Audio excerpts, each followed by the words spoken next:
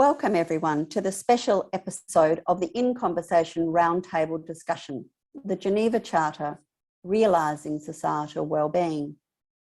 My name is Carmel Williams and I'm the Director for the Centre for Health and Policy's Research Translation and the Co-Director for the World Health Organization Collaborating Centre for Health and Policy's Implementation.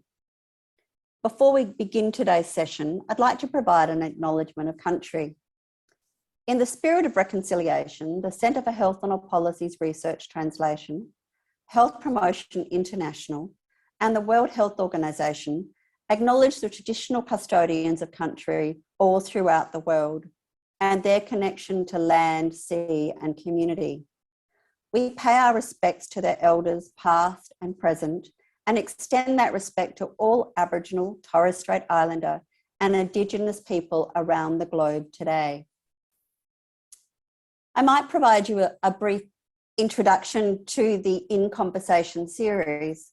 The Centre for Health and Policy's Research Translation and the Health Promotion International Journal have partnered to develop and deliver the In Conversation, Boundary Spanners, Thinkers and Policy Actors Roundtable series to raise the profile of topical and challenging societal problems and their potential solutions, with the aim of helping to progress understanding across research, policy and practice communities and assist in moving each of the issues forward through increased collaboration and thoughtful action. For this special episode of the In Conversation Roundtable, we have been privileged to partner with the World Health Organization to convene the Geneva Charter webinar. The Wellbeing Agenda was the focus of the recent 10th Global Health Promotion Conference. At the conclusion of the conference, delegates deliberated on the key elements for wellbeing and delivered the Geneva Charter. The Charter includes 5 key action areas. Firstly, design an equitable economy that serves human development within planetary and local ecological boundaries. Develop healthy public policy for the common good, address universal health coverage, address the impact of the digital transformation, and stewarding to a flourishing future. Throughout this episode, we will explore the Geneva Charter in more detail, how it paves a path forward to greater social, health, environmental well-being and equity at the global level, and what countries are doing to put the Charter into action. We are very privileged to have a range of esteemed roundtable speakers and expert panelists join us today to lead our discussion, and I will introduce each of them to you shortly. But before I do that, I would like to invite my wonderful colleagues who've been helpful and critical in organising today's session. Evelyn, can I ask you to introduce yourself first, followed by Nicole, and then Fatin at the end? Thank you very much. Thanks, Carmel. Yes, it's wonderful to be with you. As you can see, I'm the Editor-in-Chief of Health Promotion International, which is the thought journal of the health promotion movement globally. I am and do many other things. I'm also Editor-in-Chief of a new journal in the Oxford University Press stable, Infrastructure in Health. I edit a book series, Health Political Science, and I discovered recently that what I do is called caring for the family, for the academic family.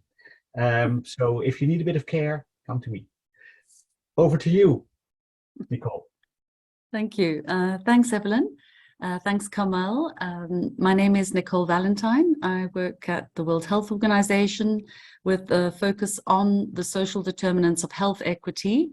I'm a program manager for a new initiative WHO has with countries to advance action on the social determinants of health for equity. I'm delighted to be here. I've worked for a number of years with Rudiger and with Fatin and with Carmel in the area of health in all policies when we launched a regional training process for training executives in health agencies and policymakers in health in all policies approaches. So very happy to join this exciting discussion. Thank you. Thank you. Hello. So warm greetings to all of you. My name is Faten Ben Abdelaziz. I head the unit of enhanced well-being at the WHO headquarters. It is located within the Department of Health Promotion led by Dr. Rudiger Krech. So I've been working in the area of health promotion for over 2 decades now with a community of health promotion globally, and my dear colleagues who are here in this roundtable session. So we carry out the tools and the implementation instruments of health promotion in our unit, including healthy cities, health promoting schools, health literacy, urban governance for health and well-being. So I am very delighted to be here with you. We've been also working, we've been behind the 10th Global Conference, the organization of the 10th Global Conference, which led to the Geneva Charter on well-being. Our main work, which is our main work now, and we are working on the development or application of a resolution on the development of a global framework on well-being. So we count on you and we count on your support. And again, Carmel, it's a real delight to be working with the team on this very important event. Over to you. Thank you. So thanks very much, Faten, Evelyn and Nicole. It's really great working. We've formed a really great team. But now I'd really like to turn our attention to our roundtable speakers. And I will shortly invite each of them to speak on their perspective of the topic. Later in the program, my colleague Faten will facilitate a panel session with our expert panels, speakers who'll provide country experiences around how they're leading the translation of the Wellbeing Charter ideas into practical action. And then just to give you a bit more outline around the structure of today's webinar, following the 4 brief presentations, we've allocated time for cross-conversation and discussion between our 4 roundtable speakers to hear, because the concepts they're discussing are linked, and we want to facilitate the understanding around how these interlinkages can be strengthened.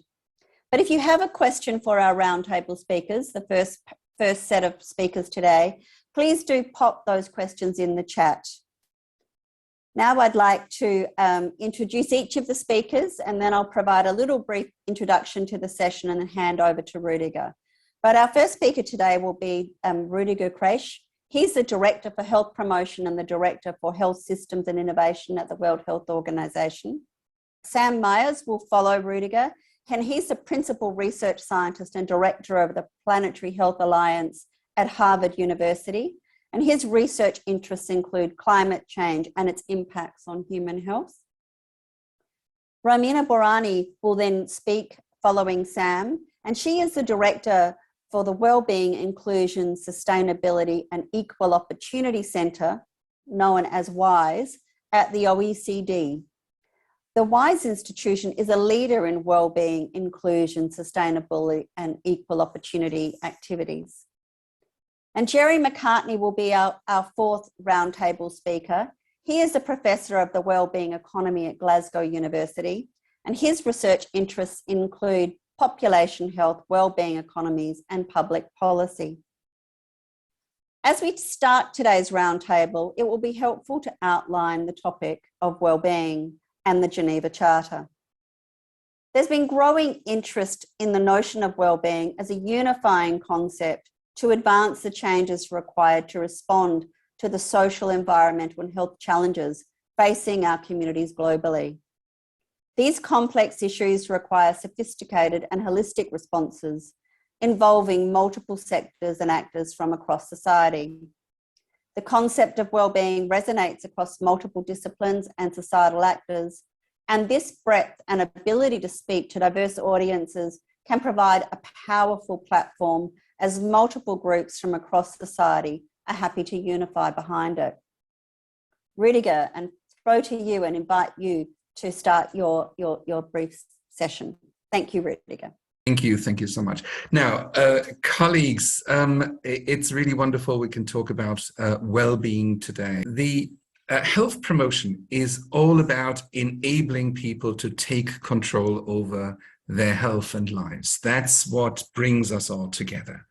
Now, this very control over our health and lives is at stake at the moment. We are in the midst of multiple crises, and Sam and others are going to talk about the environmental crisis we're in, the health crisis we're in, the social crisis we're in, misinformation, disinformation in the net. And there's many transformations that you can see on this slide. I'm not going to go into the details, but you see global trends which all have global health effects for themselves, and that actually challenges all our capacities in taking control over our health and lives. And that's why this work on well-being and how we can actually organize societies to enable us again to take control back over our health is so important. Well-being societies actually create the conducive environment for within societies to actually make sensible decisions ourselves. Therefore, 4 elements that we need to look into. How we, from a health promotion perspective, can support human security and social development, how we can actually contribute to ecological sustainability, to economic development, and to synergistic partnerships. And one of the first things we all want to do in the health field is at least to do no harm. But that's what currently we face oftentimes. Carmel, you introduced already the action areas of the Geneva Charter for well-being. Here is the slide that I want now to go slightly into some more detail with that. So to value, respect, and nurture planet Earth and its ecosystems, we need to more consistently and better assess health impacts of policy options with regard to their potential health and environmental impacts. These assessments need to be done ex ante, so before damage is done. To build well-being economies, we need to better use the financial instruments we have at hand: subsidies, taxes, and investments. So there's nothing new, and that's the good news also, so that we don't need to reinvent the wheel, but we have instruments at hand that can help us to govern society so that they actually contribute to well-being. From a health promotion perspective, we must stop subsidies for unhealthy products, services, and commodities, such as fossil fuels or tobacco growth. In accordance with the Framework Convention on Tobacco Control, all parties are obliged to disinvest their health and pension funds reserves from tobacco, for instance. We can more consistently use health taxes for tobacco, alcohol, and sugar-sweetened beverages. We can subsidize renewable energy and invest in markets that innovate clean energy supply, as there are sustainable profits to be expected. We can invest in new technologies that reduce resource depletion and pollution. Let us apply the learning from innovative urban development that supports harmonious relations between humans and nature. We can learn so much from indigenous knowledge and leadership. We need to subsidize healthy nutrition and make it available for disadvantaged population groups. On the third area, so dear colleagues, we have assembled a wealth of knowledge on healthy public policies for the common good. We now know how to develop frameworks for good governance, frameworks that steward the assets in a given communities, ensure participation of all stakeholders, and that provide a compass for public policy. We know how to use the instrument of health law to ensure that the values, goals, and principles of health promotion are implemented. We know how to use intersectoral work to better govern communities or countries. We know the do's and we know the don'ts. Regarding the fourth area, a radical orientation of health systems towards primary health care that addresses the NCD risk factors with a management that ensures that the health sector itself adheres to environmental targets, with the healthcare providers who are good employers and honor people's rights to health, including financial protection, such a health system will prevent 65% of all global disease burden. Again, the difference between the time when we developed the Ottawa Charter and today is that we now know how to reorient the health system, how to address the vested interests, how to address the commercial and political determinants that drive the system. Do we need to wait until all health systems will break under the burden of NCDs, or is it the right time now to make these radical shifts? Regarding the fifth area, ensuring health and well-being in the 21st century requires us to address health in the context of the major global transitions in demography, urbanization, energy use and climate change, food systems and nutrition, epidemiological trends, and rapid technological change. In addressing these transitions, we need to be proactive, not only mitigating risks after they occur, but also proactively bending the curve of trends to reduce health impacts and optimize co-benefits.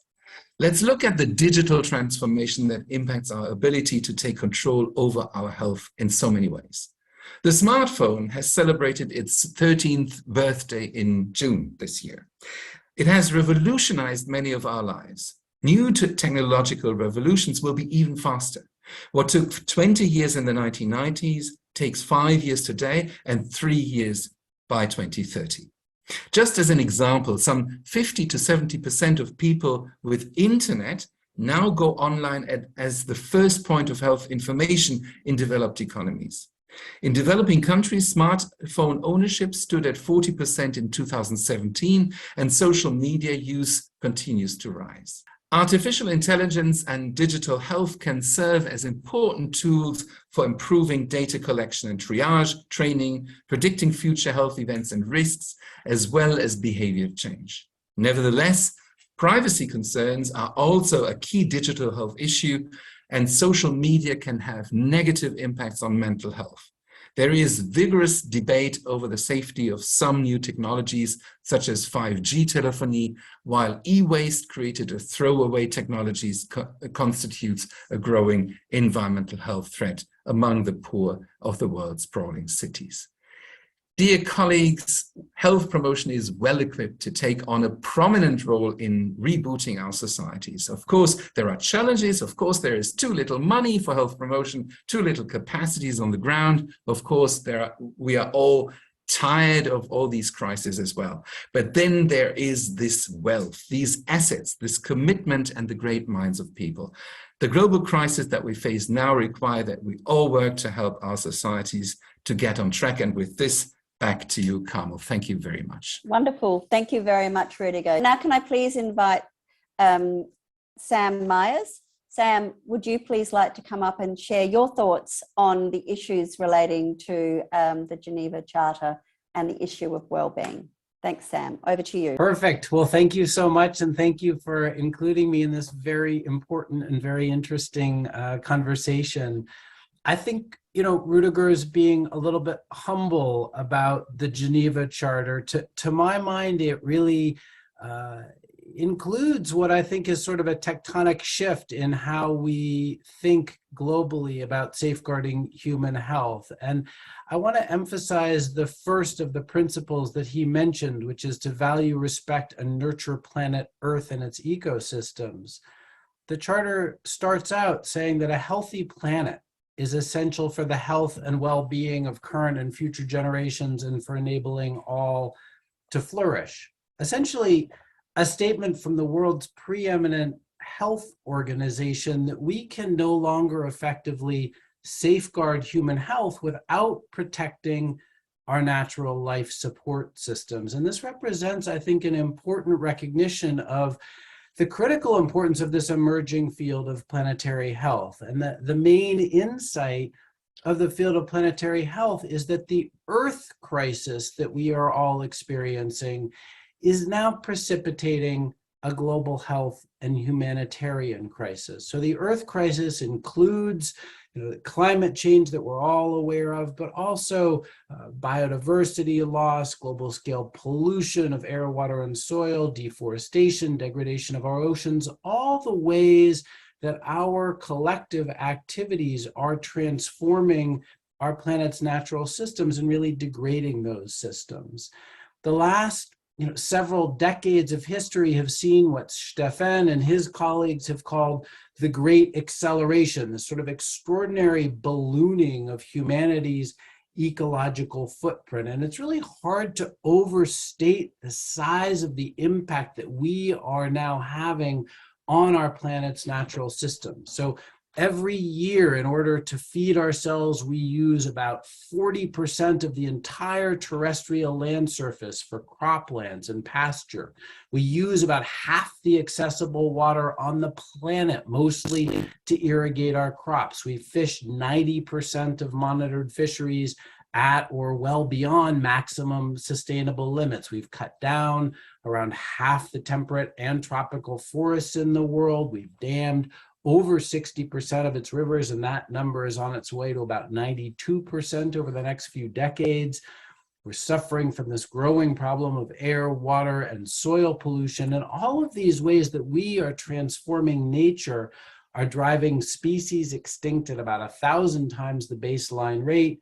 We've seen the population sizes of mammals, birds, reptiles, amphibians fall by about 2/3 since 1970. So our collective activities are transforming nature. The core proposition of planetary health is that the size of humanity's ecological footprint now really exceeds our planet's capacities to provide the resources that we're using or to absorb our waste. And as a result, we're transforming all of these systems, not just the climate system, and that those changes in natural systems are interacting with each other in complex ways to affect the really core conditions for human health and well-being that Rudiger is talking about: the quality of our air, the quality of our water, the quality and quantity of food that we can produce, our exposure to infectious diseases, even the habitability of the places that we live. And so we're seeing impacts now across every dimension of human health. And let me give you just a few quick examples from the really rich database of science that's being generated within the planetary health community. We know that more extreme storms, sea level rise, and the erosion of coastal barrier systems, things like vegetated dunes, coral reefs, mangrove systems, that sort of triple threat is actually causing displacement and major risk to about 600 million people who live within 60 miles of the coast and at less than 30 feet above sea level. We're seeing right now today about 1/3 of Pakistan underwater from these extreme floods with enormous consequences for health and the health crisis that we're reading about today around water quality and displacement in Pakistan. And we've been seeing this picking up and accelerating over the last several years in real time. Infectious diseases are changing. We're seeing malaria moving higher in elevation in places like the East African highlands. We're all experiencing the coronavirus pandemic, which is sort of another example of spillover from wildlife populations into human populations, associated in many instances with exploitation of resources, with agriculture, with mining, et cetera, et cetera. It's not only changing temperatures and more extreme weather events and climate-related phenomenon, biodiversity loss is affecting our health. In my own research, we see that a reduction in insect pollinators is meaning that we can't optimize the yields of foods like fruits, vegetables, and nuts that protect us from things like heart disease and stroke and certain cancers.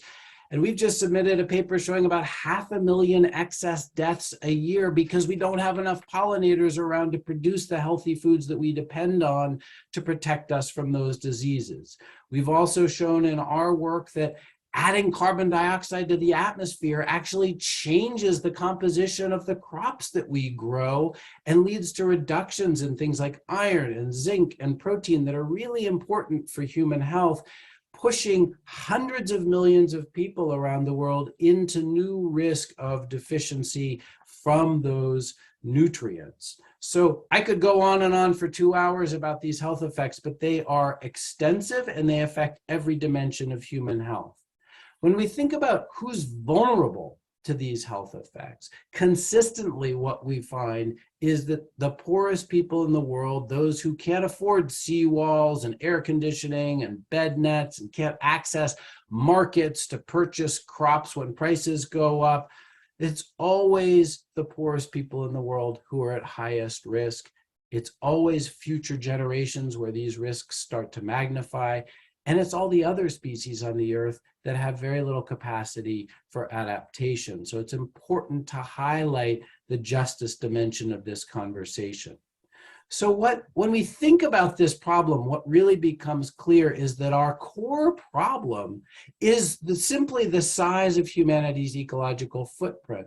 And if we want to address that problem, unfortunately, we need to think about how we're living on Earth, and we need to think about what we call a great transition that includes shifts in how we produce energy, how we produce food, how we design and live in our cities, a major shift in how we're living on Earth. And what this really means, I think, is that we need to see sort of an expansion in how health policymakers think about their job to include the protection and regeneration of our planet's natural system. So 3 sort of concluding points. 1, the Earth crisis is precipitating now a global health and humanitarian crisis. 2, we can't effectively safeguard human health into the future without stabilizing and regenerating our natural life support systems. And 3, we need to live differently to achieve that stabilization and embrace this great transition, which will mean working much more closely across disciplines that have historically been siloed. Thank you so much. Thanks a lot, Sam. You painted a bit of a grim picture, I must say. And I think, but you did point some really helpful directions around the sorts of things that we might be able to do. And I'm really pleased now to invite Romina Borani to take up the conversation and share with us some of the work that WISE Institute is doing in terms of policies for wellbeing. So Romina, can I invite you to please step forward?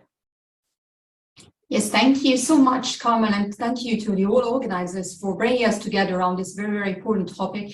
I shall start by saying how much we've been inspired at the OECD to reach the Geneva Charter. So we were very, very delighted that our colleagues from the WHO took the initiative to put this beautiful charter together. And we really believe this sets out a vision for something that we need to do work on as we go forward. I'd like to, in my intervention, highlight some of the work that the OECD has done on these issues. Of course, we started working on well-being more than 10 years ago. What we started doing at that point was trying to actually not just try, but mapping with concrete statistics and indicators the well-being of people. And we launched this well-being framework that allows us to actually look at the policy issues that revolve around well-being. And so it is important for us to stress that well-being is something that really encompasses, in our definition, everything that relates to economic, personal, social, relational, and environmental well-being. So it's a very large definition and many, many data that we actually curating and putting together to describe the living conditions of people. And very importantly, we're looking at that not just today, but of course as well-being conditions evolve over time and across generations. And therefore, we really look at what drives well-being over time, and then very important assets that are not just economic assets, but very importantly, natural assets, as Samuel has just described, but also social capital. And we are very much concerned by issues that relate to the distribution of well-being. And in fact, most of our work really connects with one of the 5 action areas of the Geneva Charter, which is about putting in place an economy that is working with equity. As we use this work in particular to study the impact of the pandemic on people's lives, we actually detected that there were many, many common trends and patterns across the OECD countries. Of course, OECD countries started, or entered the pandemic with very, very different conditions. However, we could also see some common issues emerging, and therefore the recommendations that we recently put together to actually advising governments to take action to improve people's well-being really are recommendations that are there to tackle the issues as we saw emerging during the pandemic. So very quickly, you may of course remember very well that most or the largest impacts of the pandemic, beyond of course the effects in terms of the large number of lives being lost, we're seeing in terms of declining mental health, growing job insecurity and household financial insecurity, but also loneliness and disconnect from society. And again, those type of impacts to some extent vary across the societies that we have observed. However, at the same time, we see that there are some current sort of regularities and disturbing regularities, such as, for instance, the increasing exposure of inequalities and, in fact, the decreasing or the increasing gaps and the increasing divides that, in fact, some communities and vulnerable groups in the populations were particularly sort of suffering from. So what we did is that we really tried to understand what would be the best message to give to countries and governments as they were trying to reconstruct the economies, but also society, in the aftermath of the pandemic that, in fact, many countries still not finished, as you all well know.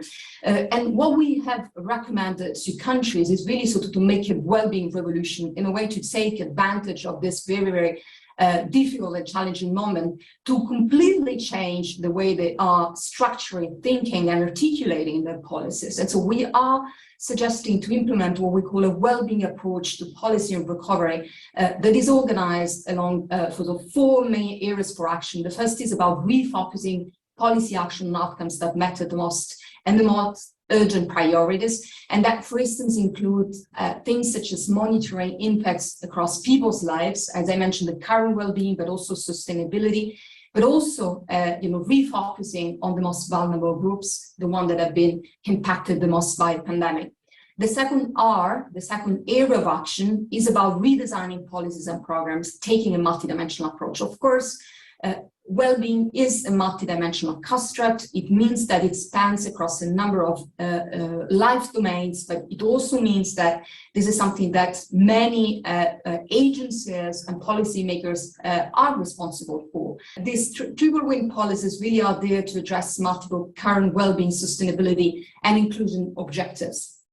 And so I'm going to be very, very specific on the type of policy measures that we think can address the current well-being gaps in the most effective way. The third area for action is realigning across policy departments and level of governments. And of course, well-being and societal well-being doesn't just require an all-of-society approach. It also requires a whole of the government approach. So it really requires for governments to take up joint-up policies, to collaborate across departments, and to make sure that they are applying actually consistent monitoring, statistical and assessment frameworks for designing their policies, but also for assessing their policies.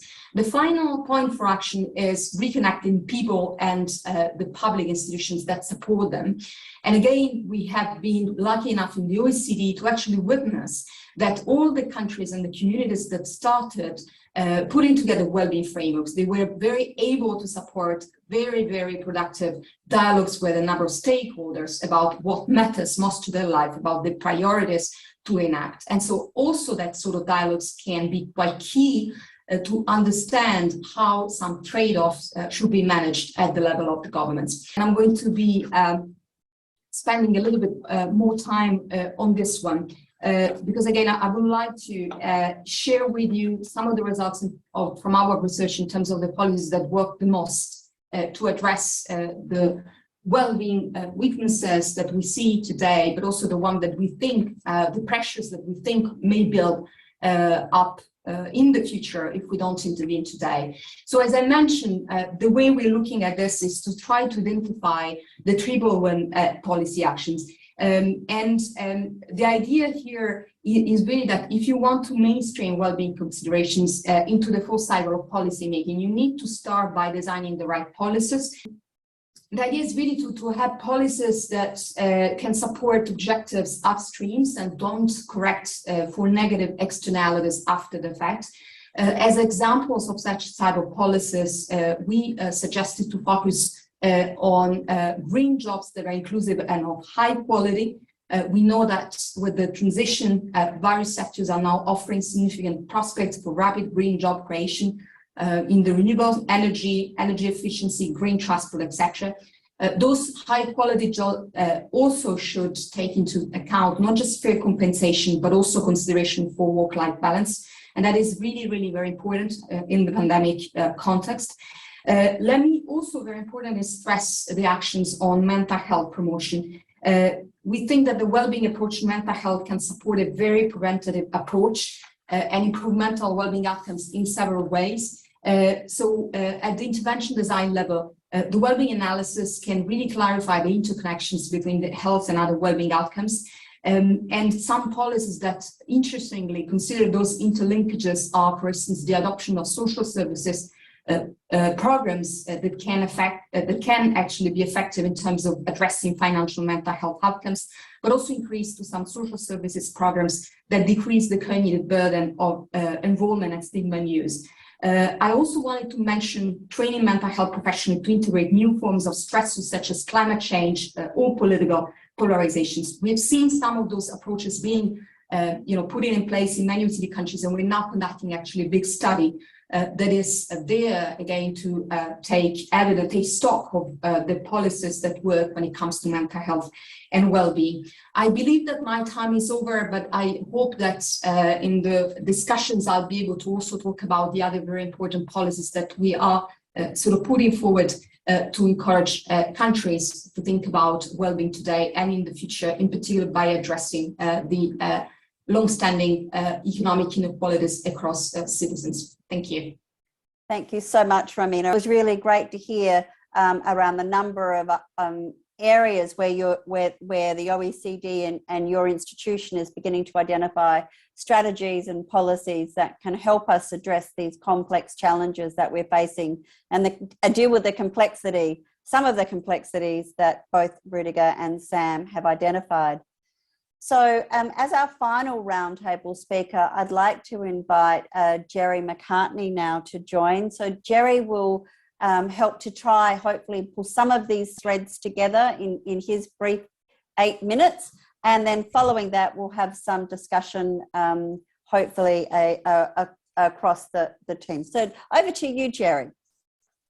Thank you, Carmel, and thank you to the other speakers. It's always intimidating to follow three such august speakers on this topic. But I want to start by building on, I think, many of the challenges that others have already highlighted. So climate change, as Sam described, is one of the biggest challenges to global health and health inequalities in the future, but not just climate change, ecological loss, biodiversity loss, and all of the constraints that ecology puts on what we can do in this world. Conflict is an ongoing challenge and has been an ongoing challenge for decades in the world and is never good for health, but it's become, I guess, more to the forefront of minds since the conflict in the Ukraine started earlier this year. Rudiger talked through the challenges of digitization and misinformation, but of course that creates big challenges for democracy, and we've seen that in various elections around the world in recent years about how democracy can so easily be subverted in the face of these new forms of information sharing and new forms of media. But I think more recently, we've also seen the challenges of inflation and rising costs for people, and what that means for the ability of people to access food and access heat, and for what that means for real incomes across the world, and the inequalities in incomes that people are facing. And all of that taken together has generated a whole range of population health challenges. So health inequalities, both within countries and between countries, have been rising on many measures over the last 4 decades. But within many high-income countries, including my own in the UK and the USA and Germany and elsewhere, we've seen life expectancy fail to improve for over a decade now. So those stall trends are quite important. As Rudiger mentioned, we've got a rise in NCDs and non-communicable diseases, but we've also seen a new focus on communicable diseases with COVID and with other forms of infection such as monkeypox. So we're not short of challenges. And it's my contention, and I guess my provocation today, is that the current design of economies and economic policies across the world are at the root of many of these challenges. So whether that's the prioritisation of profit over other objectives. For example, today the UK government has just announced that it's going to subsidise the profits of fossil fuel companies in order to reduce the real inflation costs that the population are facing around heating. So that's in a way kind of embedding the profit motive into our economies and disregarding those externalities to health and to ecology that we need to be thinking about. So that is embedded really fundamentally into the economic design of what we're facing now. We also see deregulation throughout the world in many ways. Again, taking the UK as an obvious example, the relaxation of trade regulations just makes managing the commercial determinants of health so much more difficult. In terms of the stalled mortality trends that I mentioned, the lack of improvement in life expectancy that we've seen across many high-income countries over the last 10 years, we can link that now very directly to the austerity policies that were implemented following the Great Financial Crash, and what that's meant for public services and the erosion of the funding of those services, and the widening in income inequalities that has resulted from that. And we've also seen economic inequalities within and between countries rise over the last 4 decades. After the Second World War, there was a sort of the Trente Glorieux, the 30 years where actually income inequalities and wealth inequalities declined, and we saw what was possible during those 30 years. But unfortunately, that progress has been rolled back since then.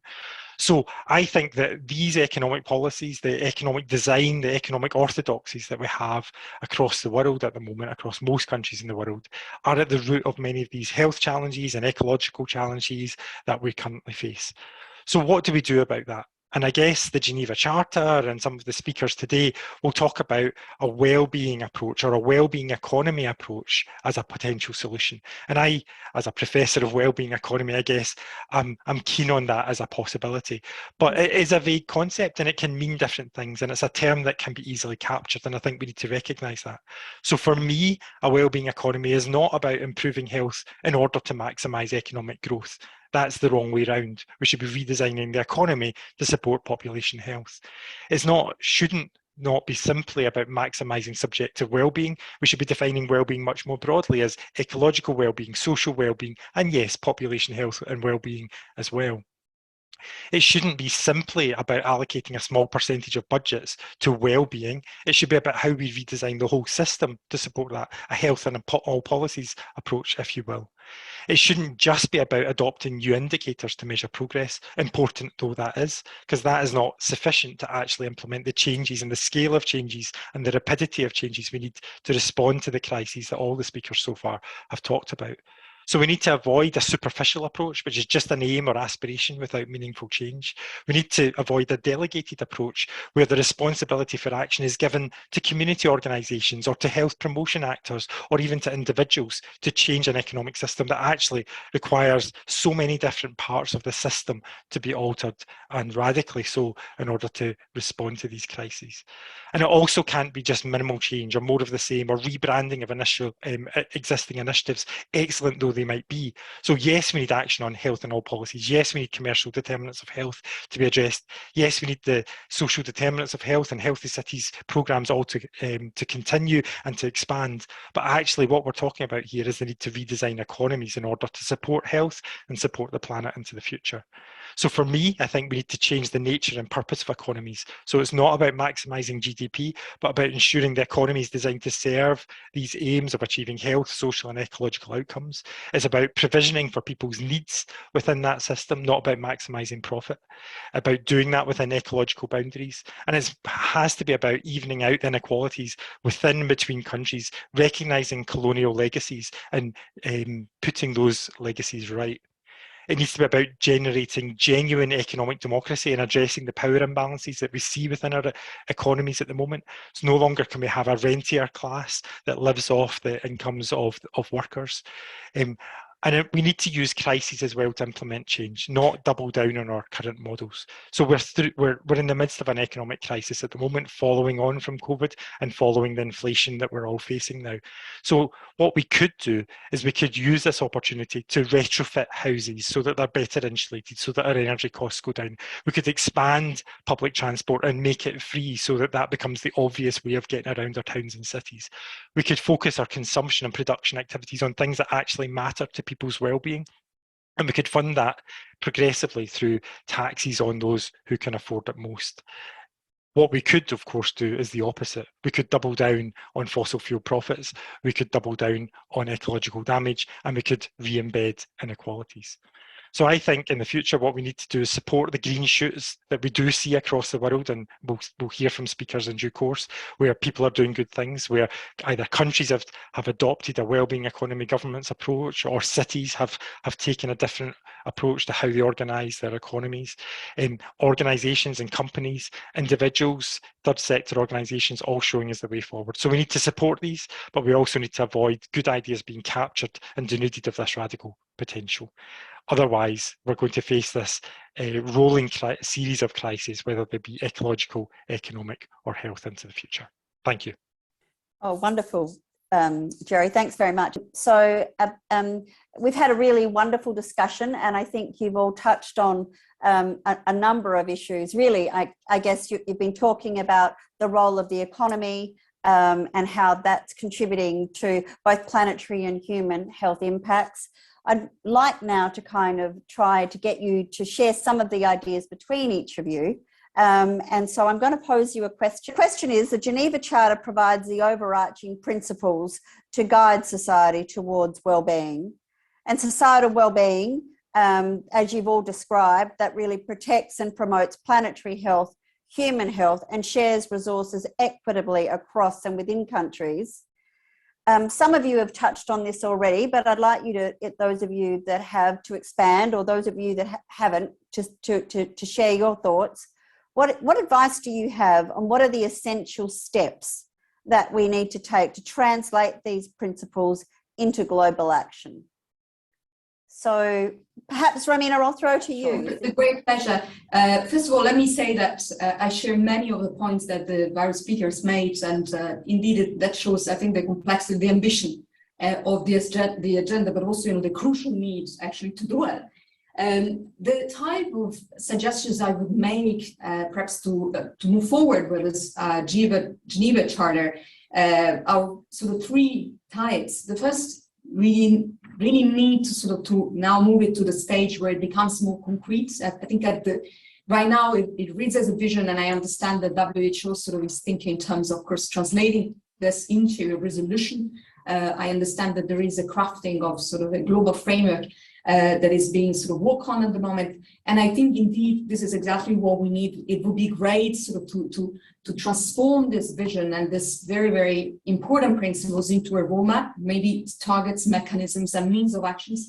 And I think that would give us not just something very, very tangible to discuss with policymakers and governments, but also an opportunity, to have those difficult conversations. Because I think, I was struck by one of the example that Gerald gave about, the announcement made today by the UK So the government, and I'm wondering whether, the UK government is realizing the contradiction, that they are operating, whether at the same time they are sort of trying to help, obviously, the livelihoods and the economic well-being of the very disadvantaged people, but at the same time they are doing in a way that, of course, is harmful for the planet. So I think, when we start really going to very specific policy actions and targets being included in a charter, and maybe, not in a charter, but let's say in a policy document, then we can also perhaps have those difficult conversations. Second point is really, and I think also Gerald mentioned that this is not just about health promotion. Of course, the health sector has a key role into it, and I think we don't have to discuss it more. But the real elephant in the room, I think, is the economy. So here we definitely need to, without losing the focus of this charter, we need to stay focused, but at the same time, we need to look at the issues that relate to the economy. I think all the interconnections with the way the economy is operating and ecological footprints that also Sam talked about really I think point to the challenging element. It's the economic policy, the one we need to address fundamentally. The final point, and maybe the easiest suggestion, is can we embed this charter into the next vintage and version of the SDGs? I mean, today the SDGs have a goal on health, and it's framed in terms of, health and well-being, but actually it's very narrow when you look at the indicators that are considered to monitor the achievements of those targets. Wonderful, thank you very much. Sam, you have your hand up, so that makes it easy. I can throw to you. Thank you very much. Thank you, Carmel. In many ways, I just wanted to ask a question on top of your question, because I think what I'm hearing from, my extraordinarily learned colleagues in some ways is actually can be boiled down to a question about how we just take better care of each other. In some ways, it's not rocket science. What's distilled from what Rudiger was saying and what Romina was saying is essentially fairly straightforward, which is we need to do a much better job taking care of each other, and not just some of us, all of us. And we need to do a better job taking care of nature, and not just some of it, but all of it. And it leaves me with this question about why are we so bad at that? Because these things are fairly obvious and almost all of us value them. And I think it's important to understand what the real obstacles are to living the way all of you are proposing that we need to live. And I think understanding the obstacles will make it a lot easier to understand the solutions. So, in my head, I wonder, how much of this is just legislative capture? Is it the power of these extractive industries that are knowingly, making profits by destroying our children's future and those of the least advantaged people on the planet? How much of it is ignorance? Do we just not understand what's happening to our planet's natural systems, or understand the kinds of inequities that Romina was talking about? How much of it is tribal politics? Certainly in the United States, where I am, so much of it feels like it's just sort of political affiliation and a kind of tribalism that supersedes people even thinking about their own interests or those of their children. And how much of it is sort of a failure of imagination, that we simply don't have good solutions, that we need to be more creative in finding those triple wins that Romina was talking about. And so I guess I'd be really interested to hear from my colleagues sort of what they think the real obstacles are to these kinds of actions, so that we can identify a better path forward. Thanks, Sam. That's a very big question, I think, and I'm happy to open that to some of the panelists. But Rudiger, you have your hand up. Did you want to respond to Sam's question and perhaps add some other thoughts? Yeah, exactly. And Sam, you said it all. All of this, what you said, is true. So it's about not really caring for ourselves and the Earth, the globe, not really looking at the commercial interests and letting things happen like this. So there's this undecisiveness in governments, in governance also. that needs to be, I think, addressed. And the good thing is we have all the instruments at hand. There's not much more what we need. We have all instruments that have proven to be effective and efficient in governing these problems. So the legal instruments we have, the fiscal instruments we have, the governmental issues of intersectorality and how we're actually incentivizing governments to work across different sectors, the way we're engaging with communities, empowering communities to take conscious decisions all around this. We have all this at hand, and that's the good news, I think, in all of this. I believe we just need to be much more decisive in our actions, accountable, and that doesn't mean just to report, but to actually take responsibility for the roles that we have in the various strands of life. So if each of us is taking that responsibility, if we're really serious about changing and bending this curve and changing the situation, we can do it. And that's, I think, the message from us in health promotion, because we've been looking at economy, we've been looking at governance issues, and so there's a wealth of instruments at hand. So that's the good news after all. Thanks, Rudiger. I mean, these conversations, they are hard. These are hard conversations, and Sam's posed some very, as has Jerry, and you and Romina have all posed some really complex questions that require deep, thoughtful thinking.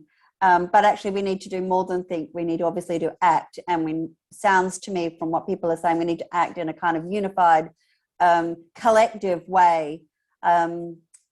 Jerry, would you like to make a final comment to wind us up before I then hand over to my dear colleague Faten to introduce the next session? Thanks, Carmel. So I agree with the points that the other speakers have made, and I think Sam's question is a great framing of some of the problems that we face. I'm reading a book by the late David Graeber and David Wengrow at the moment called The Dawn of Everything, which talks through the long history of whether any societies have managed to achieve equity in the past. And although many societies for a long, long time have managed to do innate harm to each another and other societies and nature, there are examples through history where we haven't always been like that, and we have been able to live within ecological boundaries and promote equity. So all is not lost. And even thinking more recently, I sit at the moment within the University of Glasgow and in the Adam Smith building, no less. And Adam Smith was a professor of political economy. And I think one of the challenges we have is that politics and economics have become disentangled, in the sense that economies have become separate from the democratic sphere. So we leave economics to the economists. And I frankly think that economics is far too important to leave to economists. We need to bring politics and democracy and economics back together, and in that tradition, in order to inform so that economics serves the needs of the people and planet rather than the other way around. Thank you. That's great. That's a really lovely point to close our discussion on. In the interest of time, I won't speak for too long. I'd really like to throw to my colleague, Dr. Faten Ben-Abbadzi, and invite her to lead the panel discussion. And then we'll all come back at the end to listen to our two rapporteurs. But I want to thank the four roundtable speakers for their insightful and challenging thoughts, and look forward to hearing more from them later. Thank you very much. Over to you, Faten. Warm greetings to all of you. And I would like to thank you all for joining us to this conversation table. So we heard in the previous session that about the importance of a shift to well-being. It's a question actually of survival and the orientations that are outlined in the Geneva Charter. So let's now hear about the concrete actions and ways that countries have put in place to advance an agenda on well-being. So this session is really about exploring country and implementation perspectives on progressing the well-being agenda. So for this, we have 4 distinguished guests. Dr. Hussein Rand Abdurrahman, who is the Assistant Under-Secretary within the Ministry of Health and Prevention in the United Arab Emirates. We have Dr. Wirasak Putarsi, who is the Deputy Secretary General of the National Health Commission in Thailand. Dr. Taru Koivisto, who is the Director General, Ministry of Social Affairs and Health in Finland, and Dr. Michael Witherhead, who is the Development Lead at the Wellbeing Economy Alliance.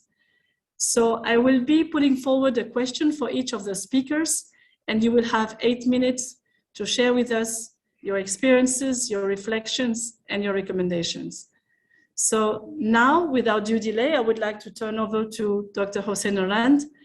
Dr. Hossein, reflecting on the roundtable discussion that we just heard and the actions outlined in the Geneva Charter, can you please explain the approach the United Arab Emirates has taken to realize the shift towards societal well-being? Dr. Hussein, over to you. Thank you. Thank you, Dr. Fatin. Greeting from United Arab Emirates. Good day, dear ladies and gentlemen. Thank you very much for inviting me to participate in this important webinar. The United Arab Emirates has been a strong advocate in the global agenda of well-being and working with the WHO and other partners to meet consensus and moving the agenda forward. Attaining and maintaining people well-being and realizing well-being societies is the strategic priority in United Arab Emirates. The aspiration of nation is for the people to reach optimal of their potential in terms of health, social, economic, and environmental well-being. To operationalize this vision, in 2016, United Arab Emirates developed a national program for happiness and well-being. In 2019, we launched a national well-being strategy that goes up to 2031. The strategy is structured at 3 levels: at individual, community, and national level. The strategy adopts the whole of the government approach, as maybe others participate in that, and cover various aspects of well-being, including social, environmental, economic, digital, educational, urbanization, and health. The health component of well-being consists of 4 pillars, namely physical well-being, mental well-being, creating well-being in various settings such as school, workplaces, and level of satisfaction of services users, which is a critical feature of the strategy. The social aspect of the strategy addressed well-being cover 5 pillars: support social cohesion, connected family, positive workplace, utilizing digital technology and platform, and encouraging cooperation and solidarity within and among countries, empowering them and promoting social innovation. The United Arab Emirates developed a centennial plan up to 2071 under the Prime Minister leadership. In this plan, achieving developmental of cohesive and ethical societies that embrace happiness, positive lifestyle, and optimal level of quality of life is central. The environmental component of the national strategy include 5 pillars, focusing on nurturing culture, vibrant city, environmental friendly built infrastructure, and protecting and preserving national resource. As you can see, this national strategy covers complex issues that require engagement of all stakeholders. Our approach to achieve the societal well-being is based on health in all policies. The whole of the government approach to address socio-economic determinant of health and well-being, promote equitable universal health coverage, leaving no one behind, and establishing accessible and resilient health system to achieve the SDG. Because of these mechanisms were there in United Arab Emirates, and United Arab Emirates was able to cope rapidly with the pandemic of COVID-19. The United Arab Emirates leadership and government believe in empowering of the well-being societies at the national, regional, and international level. During the 75th WHA held in Geneva last May, United Arab Emirates led a resolution that called upon Director General to develop framework and action plan on well-being and encouraging government to create inclusive, equitable, and healthy societies. Finally, I would like to emphasize that health and well-being of the people are jeopardized by complex society and environmental challenge. NCD risk factors, pandemic, poverty, and impact of climate change are affecting the well-being of the societies. I believe it is urgent to rethink our societal and economical model and promote partnership between sectors and countries to solve those complex issues, putting people and planet at the center. Thank you for all. Thank you very much, Dr. Hossein. And as you rightly mentioned, through the experience of the UAE, advancing an agenda on well-being requires multi-sectoral collaboration, requires putting people and the planet at the center. And so thank you for this insightful presentation and sharing of experience of the UAE. So we understand too that for implementing a complex agenda, you need to involve different actors. So moving on to the country experience, I would like now to turn to Dr. Koivisto to share with us the experience from Finland. So we know that Finland, together with several countries, have been championing in moving forward an agenda on well-being, particularly in the area of moving to talking about economy of well-being. So we know that in today's world, as it has been highlighted by speakers from the previous session, that the world economies are interconnected.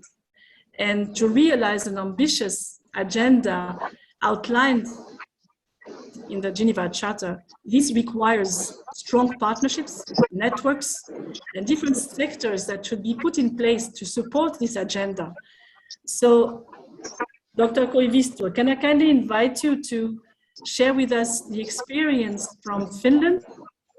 Thank you so much for this opportunity to explain or share the views and experiences from Finland. Finland started to promote the economy of well-being in 2019 as part of Finland's presidency of the Council of European Union. Myself, I think we have a long history behind that.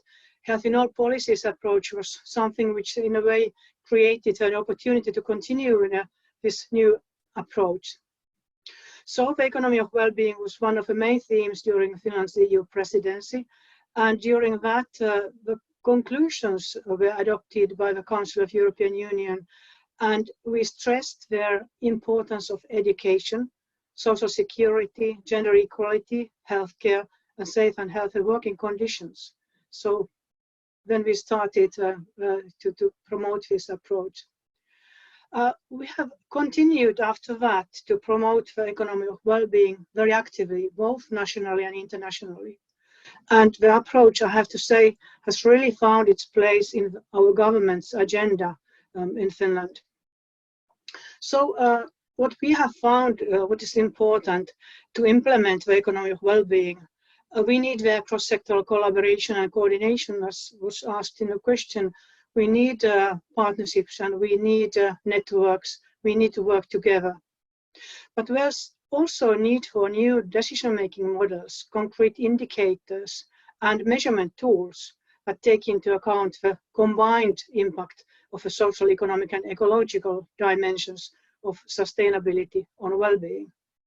So, and we think the economic well-being approach can be realized as part of a knowledge-based decision-making on all levels, nationally, regionally, and locally, and as part of civil society and in the private sector.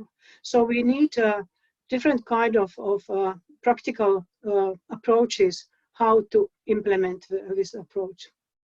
So then about the question about the building partnerships and networks. Nationally, we started to make it more official by setting up a national steering group for economic well-being. In February 21, we appointed a steering group, and its task is to prepare a national action plan to integrate the economic well-being approach into knowledge-based decision-making. And this group is responsible for drawing up this action plan, which is suitable for our conditions.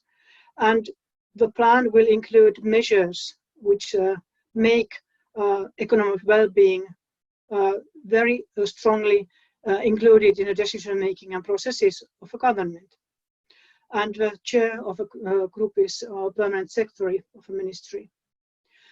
And this very close intersectoral collaboration, which is in this group, we try to ensure that central and local governments and civil society build an economy of well-being together, so that all these sectors together, not just our own sector.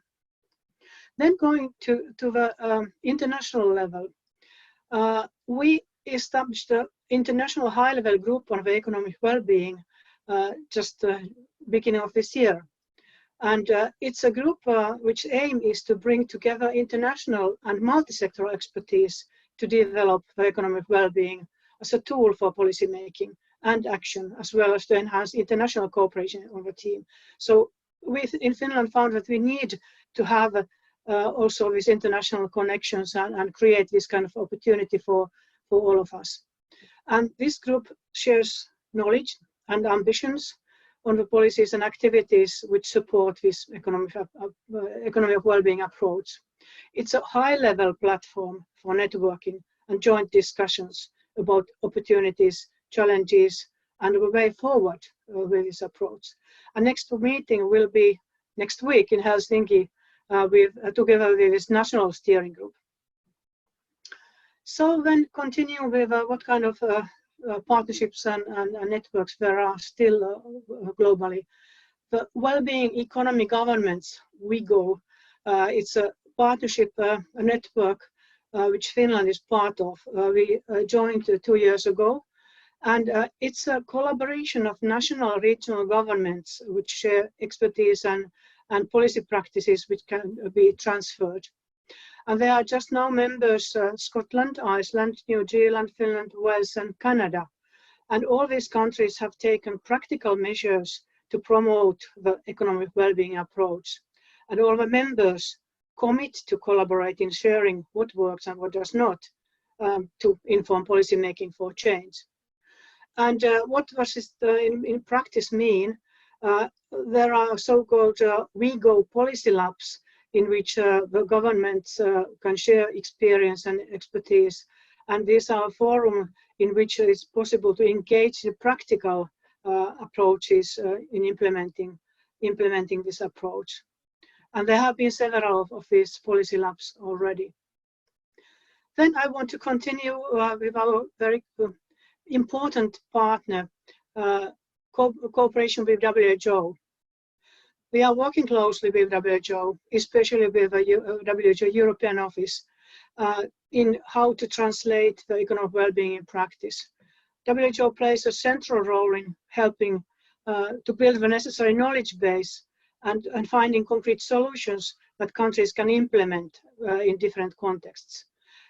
Important examples are, for example, this Charter on Wellbeing, the Geneva Charter on Wellbeing, which just is a theme of this session, and also report of the WHO Europe Monti Commission I want to mention.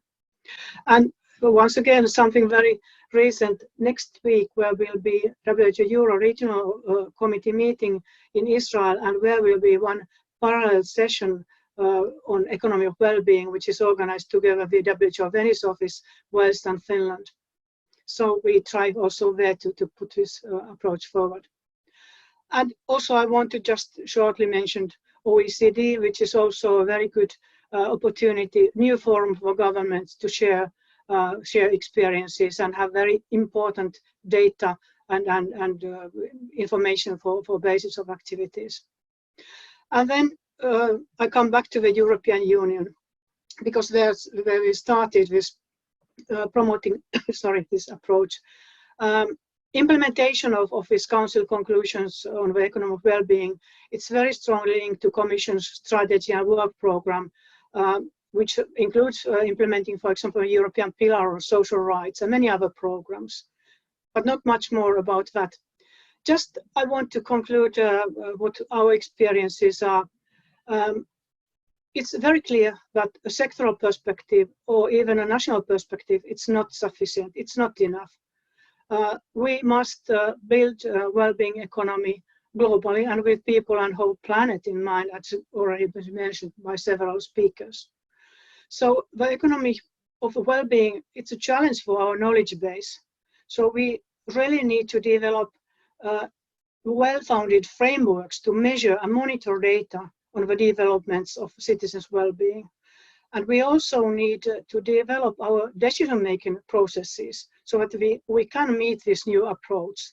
So we need new ways of thinking and new kinds of tools. And very recently we have experienced some years with acute coronavirus crisis. And while now it seems that it will be over, we again have an opportunity to think about what are the next steps that could be taken or should be taken to build up well-being economics and support people's well-being around the world. Thank you. Thank you very much, Daru.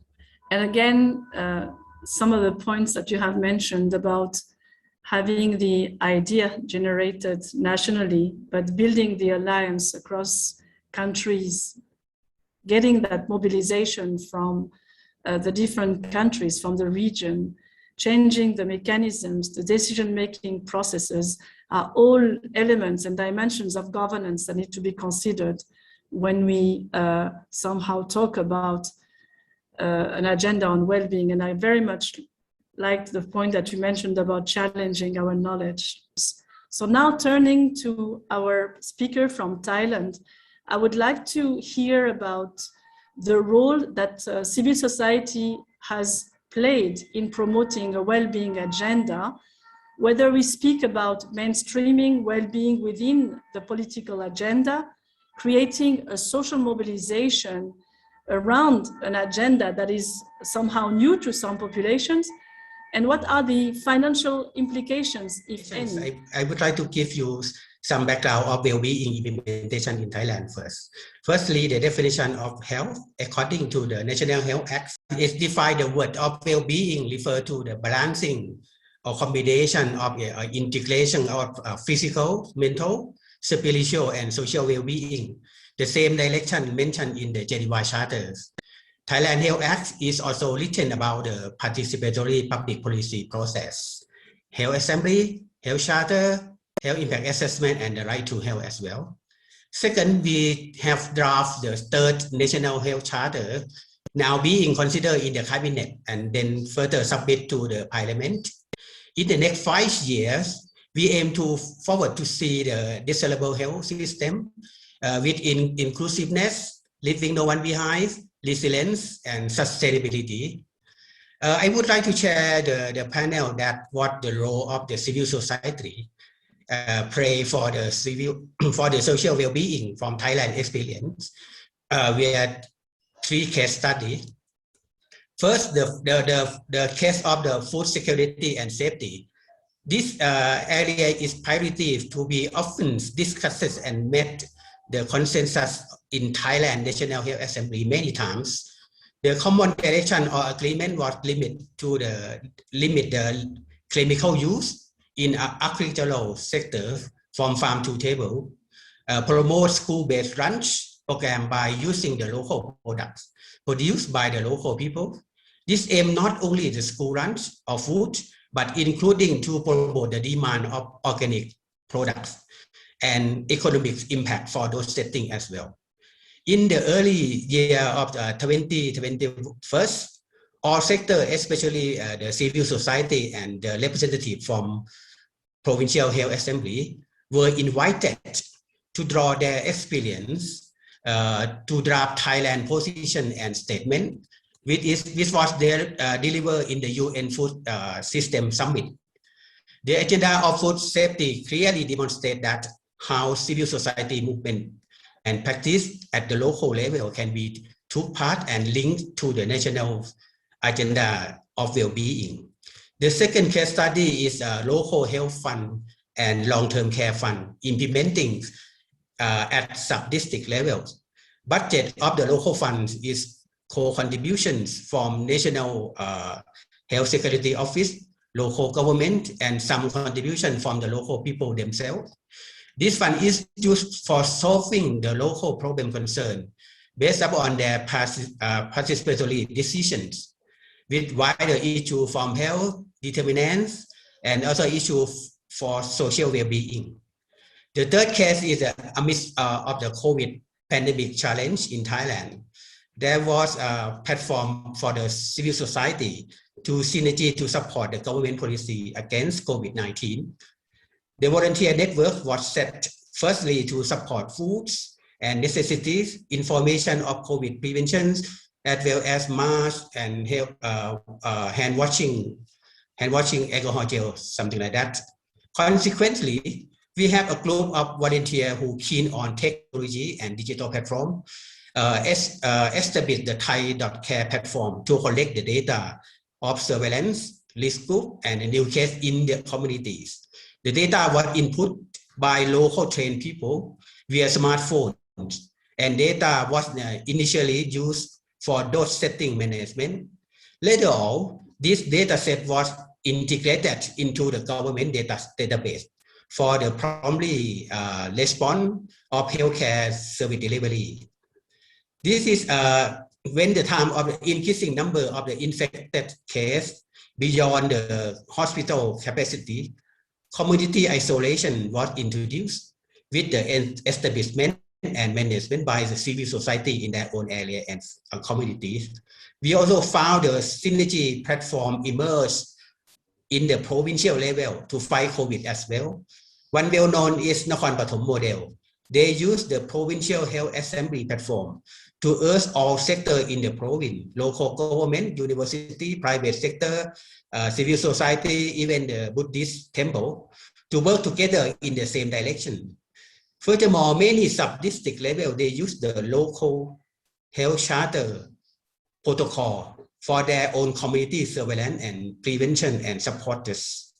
Obviously, from the case, and also in the area of SDGs, where well-being targets are distributed across all goals and the direction of the Geneva Charter, the civil society clearly plays significance in the collaboration of two-party powers, that is, political powers and knowledge power. I'm confident to say that having the enabling environment to support the civil society, such as the governance mechanisms, platforms, law and regulations, they allow the civil society to express their full capacity to solving the national and local well-being challenges.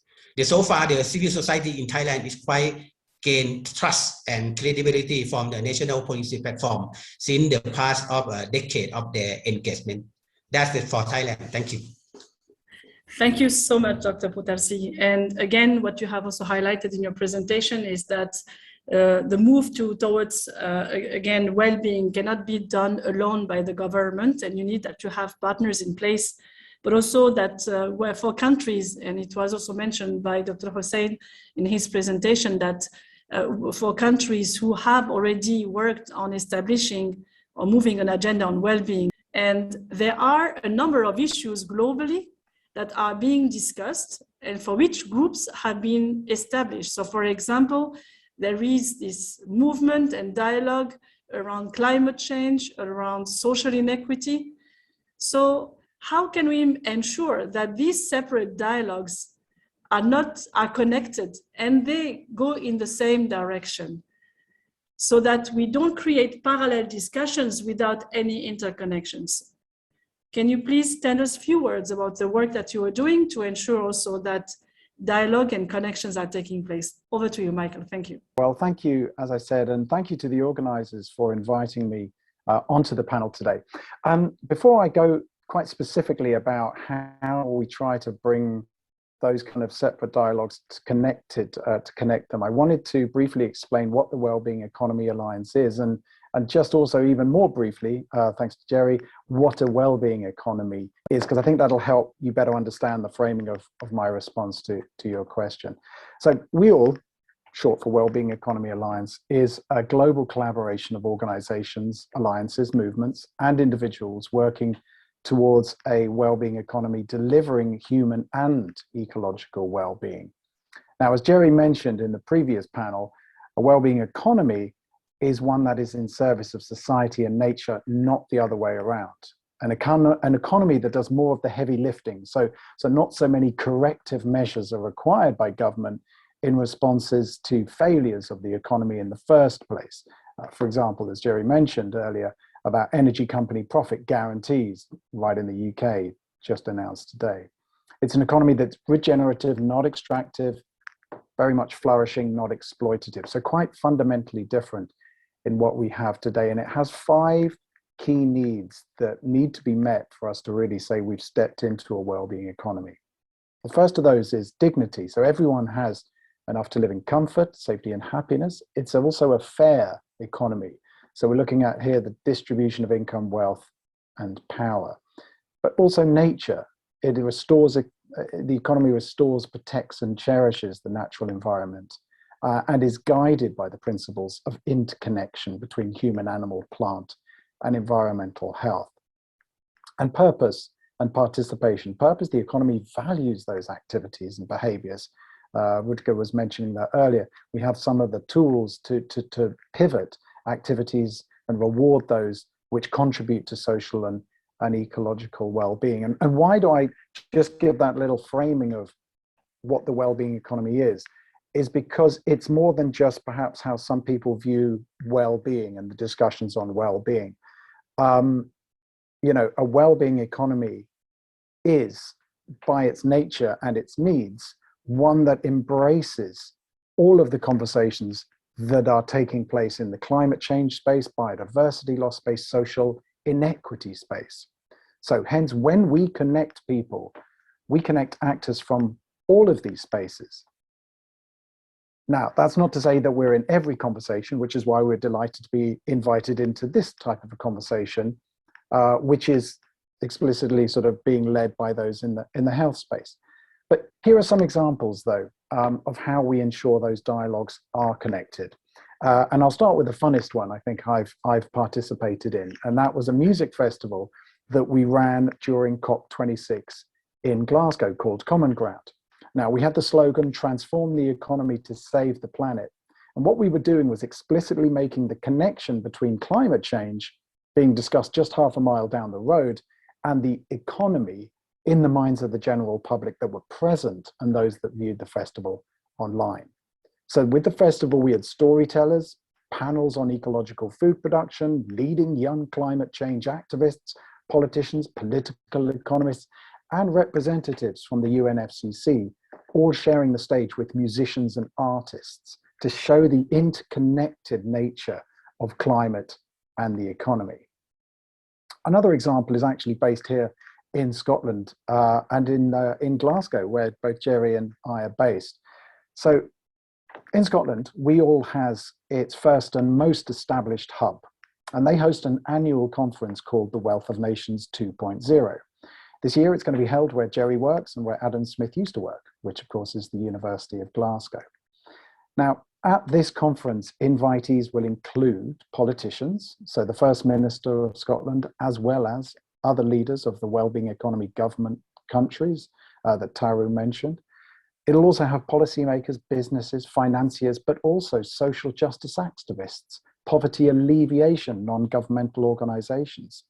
The point is we make these forums such that we recognize the interconnected nature of the issues and make sure all the people are talking together, because as Jerry mentioned, we believe very much that the economy sits behind so many of these issues of climate change, biodiversity, inequality.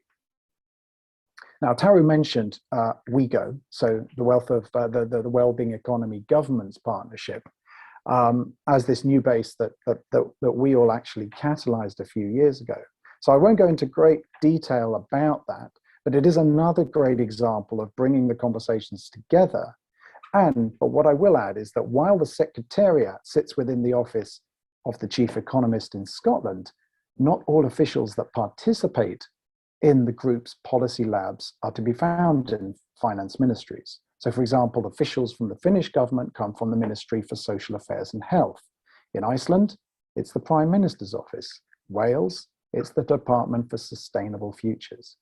This therefore creates connections across different ministry types, reducing that sort of siloed approach to looking at issues. And seeing as that COVID has been mentioned a couple of times, I'll give it a third mention. It's not just physically bringing people looking at these issues together that we do. We also curate and reframe the knowledge about the impacts, the joint impacts between the economic system as well as public health or climate change. And we did that in briefing papers, and we did that this year in response to COVID. So we produced a briefing paper called The Wellbeing Reflex, Facing COVID with a 21st Century Compass. Now this was co-authored by WEAL members from the public health space, as well as the wellbeing economic space.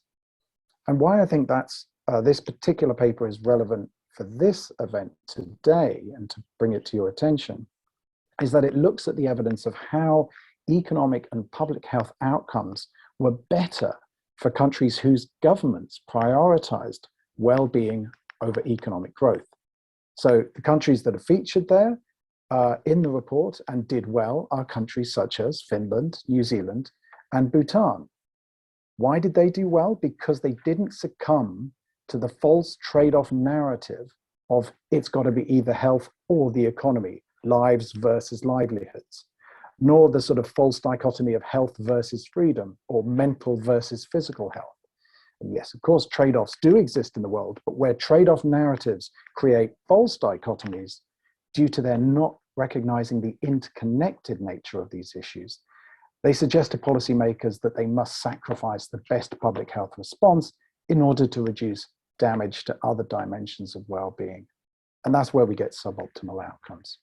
So I know we are up against the clock, so I think I'll leave it there.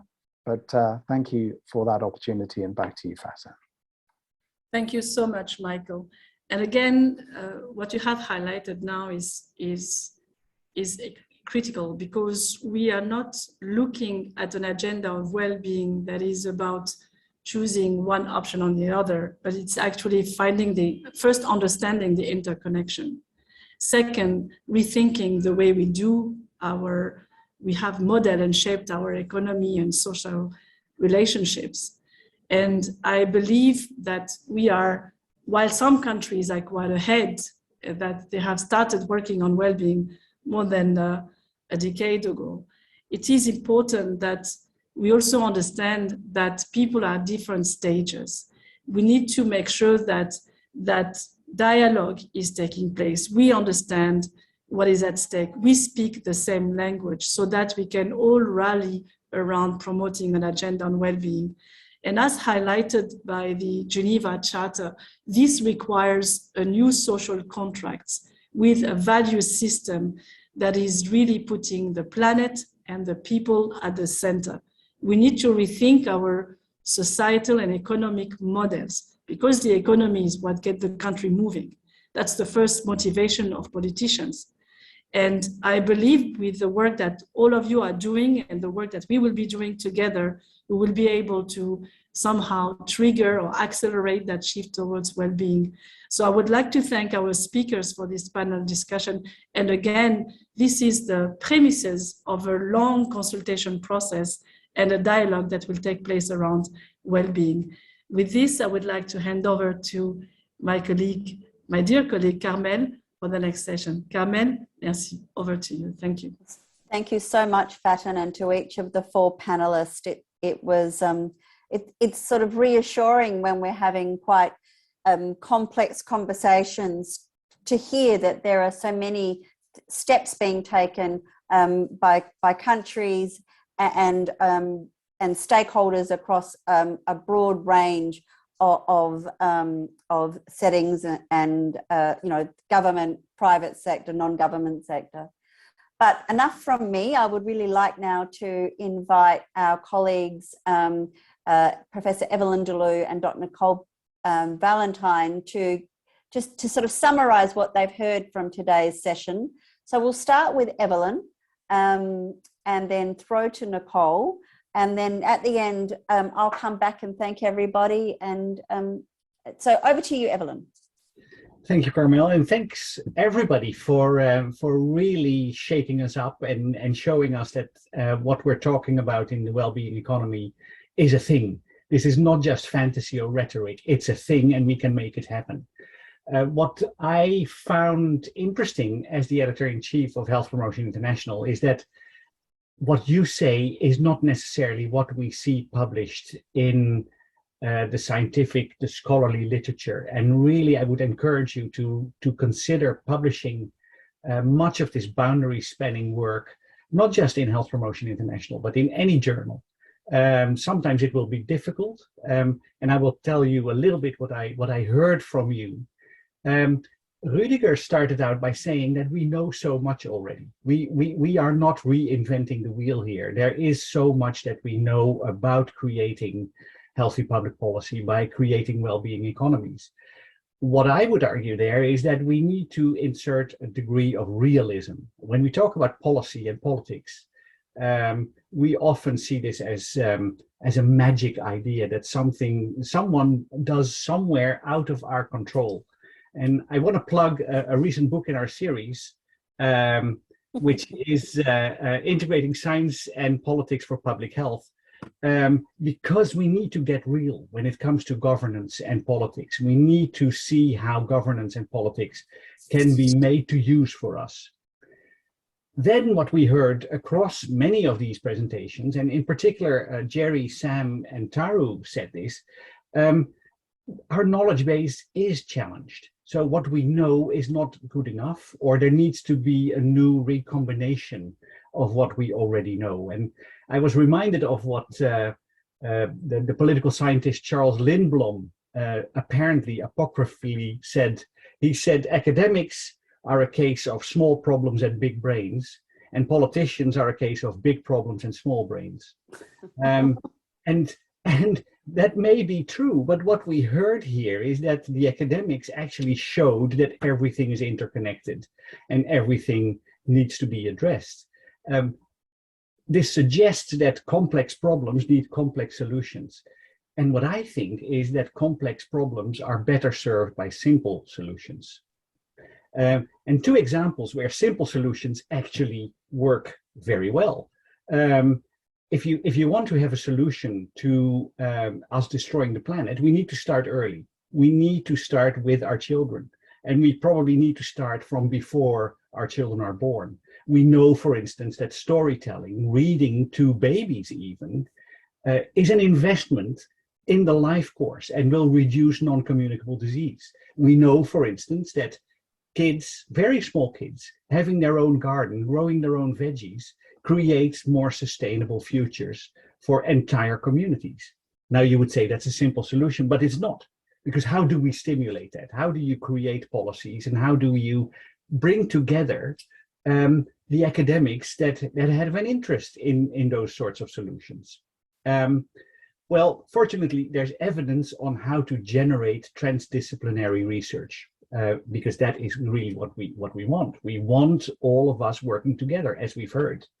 There's 5 things that you need to do if you want to do transdisciplinary research. You need to establish a common language and a real understanding of what it is that we are talking about in the well-being economy. Michael Howlett, another political scientist, talked about policy magicking. A lot of the terms that we use are Harry Potter incantations. And you say the well-being economy, and people go, oh yes, I'm all charmed by this.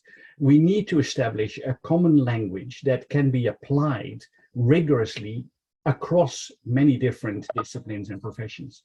Second, you need to establish boundary objects. And Michael, in fact, gave us a number of examples of how you do that. Briefing documents, examples. Taru gave an example of WeGo, that governments actually speak about these things. The third thing is that we don't need more problems, we need more solutions. Thinking about the problems is bad enough. What we need is solutions, and we need to research the solutions, the interventions, and we need to publish these. We need to designate boundary spanners, and we here in this session, we're all boundary spanners, because that's what we intend to bring together. But we need to train, we need to support, we need to encourage, we need to empower our colleagues, our younger generations, and in academia we call them early career researchers, but we need to give them the confidence that it's okay to be a boundary spanner. And finally, and again, that's what we exactly did here tonight for me here in Australia, is reflexivity. We need to be able to reflect on what we do rather than working in a very positive empiricist way and say this is what is true. We need to reflect back on how true it is what we do and for whom we do it. And if we do want to invest in sustainability, in well-being, in balancing nature, some of that reflexivity really, for us in Australia, most prominently, comes back to learning from our indigenous peoples, because there is harmony, reflexivity, and well-being that has been around for thousands of years, and that should be part of our conversation. And Carmel and I hope in a future session to actually look at that very topic. Over to you, Nicole. Thank you, Evelyn. Thanks, Evelyn. Thanks, Carmel. I think what really struck me from all the presentations was the mention or the underlying concept of inequalities and the economic inequalities in power, money, and resources that are really underpinning our problems with living within the boundaries of the planet, our problems generating health inequities. So for me, this was really a strong call to, as a way of having a common language, as a way of coming together. If we come together around the issues of socioeconomic inequalities, discrimination, racial inequalities, social inequalities more generally, I feel that this is something which the economies themselves really need to construct and to deliver on. Recently, the computer that was used to predict the limits to growth in 1972 for the Club of Rome was updated and reprogrammed to conduct a simulation using a new Earth for All model developed by a cross-disciplinary team of researchers. And they asked the model the question, what would it take to increase the well-being of humanity during the rest of the century? And a central conclusion the computer derived was that if left unchecked, rising inequality over the next 50 years would leave people less trusting of governments, and then therefore governments less able to enact cooperation that's necessary to deal with climate change. So really the strong interaction and links between inequality and climate change going both ways, and linking around this fulcrum really the well-being economy, which brings me really to my second point. And some, I think, was commented on by Jerry and by Sam, and sort of saying, how do we take better care of each other's? How do we relink the economy and the political economy, really? And I think this is a really fundamental question. I think while we must put the onus on the economy to come to the table in terms of well-being for people and planet, it's not just economists who need to be at that table. So having economic policy do more of the heavy lifting is important. And I felt the counterbalance to that, which was again mentioned, I think, by Virasak from Thailand, and Taru, was really the social protection, social welfare, and the social services, and how do we have a government that's accountable? How do we have less corruption and responsible actors who are responsible for social development? And there will be an upcoming conference on social development, and I really feel that this dialogue between economic policy and social development policy needs to be quite central. And as our colleague from WEAL mentioned, in the group of governments working on the wellbeing economy, they have representatives at different locuses, different loci within governments, some from social welfare, some from chief economists, etc.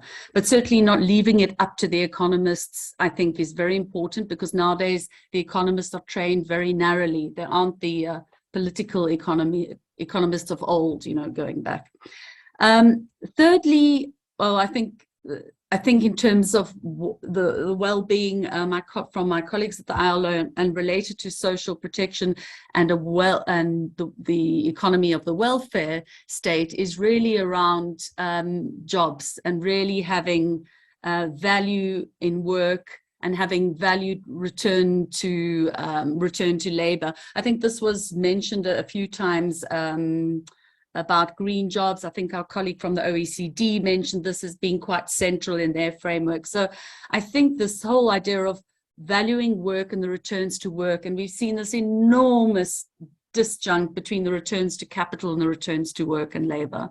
And if that, that's our economies are delivering this complete disjunct, and that needs to be rectified. And I was really pleased to read in the tool that's been produced by WEAL, where they've put together a whole lot of economic policies for the wellbeing economy. There are a lot of policies referring to Piketty and addressing these very critical issues.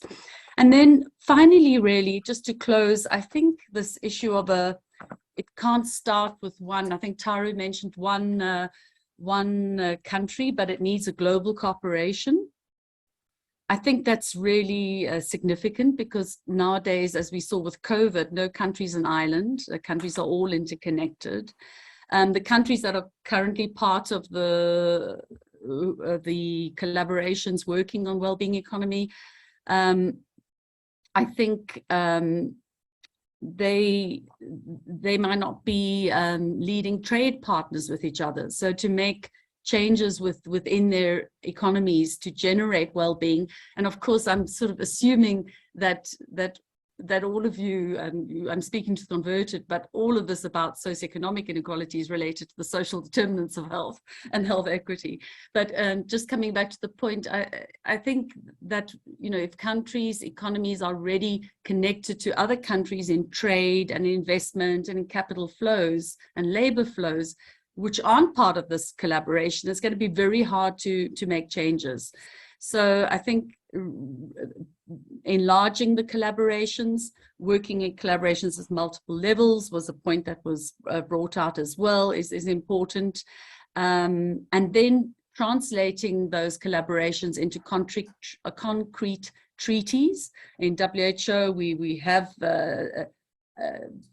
successful treaties that have been going for a number of years, like for tobacco framework convention, but having more of these international treaties that really outline the values and the principles that countries investing in well-being economies are working towards, I think, are important.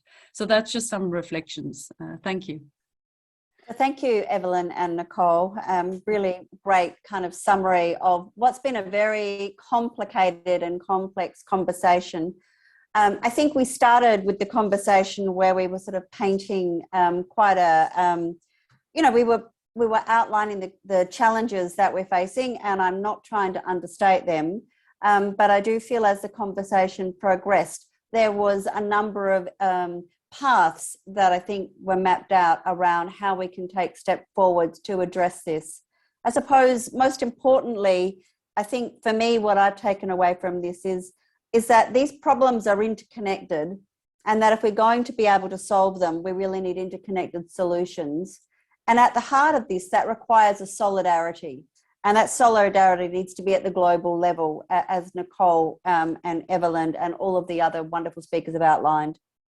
And this really requires us to think about creating a new social contract between ourselves, within nations, across nations, between our civil society, with government, and with the non-government and the private sector. And I think many of these principles are really outlined in the Geneva Charter for Wellbeing. I think it provides a great framework for us to think about how we can take these steps towards solidarity together. With that, I'd really like to thank all of our wonderful speakers. I also want to extend my thanks to Fatin and Evelyn and Nicole for helping to bring this together, and to our lovely colleagues, Neha and Samaya, who've been so essential in the background, helping to make sure that all of these things ran smoothly. So thank you all for your time, and I look forward to, we will circulate the video to you all. We will summarize these concepts into what Evelyn and I call a policy brief, and we're happy to share that with you. That'll be loaded up on the CHiAPRT website, and also possibly WHO website and the Health Promotion and published in Health Promotion International. And on that note, and only a minute over time, what a wonderful job we've all done. I bid you all good night or good afternoon or good morning. Thank you, everyone. Bye-bye.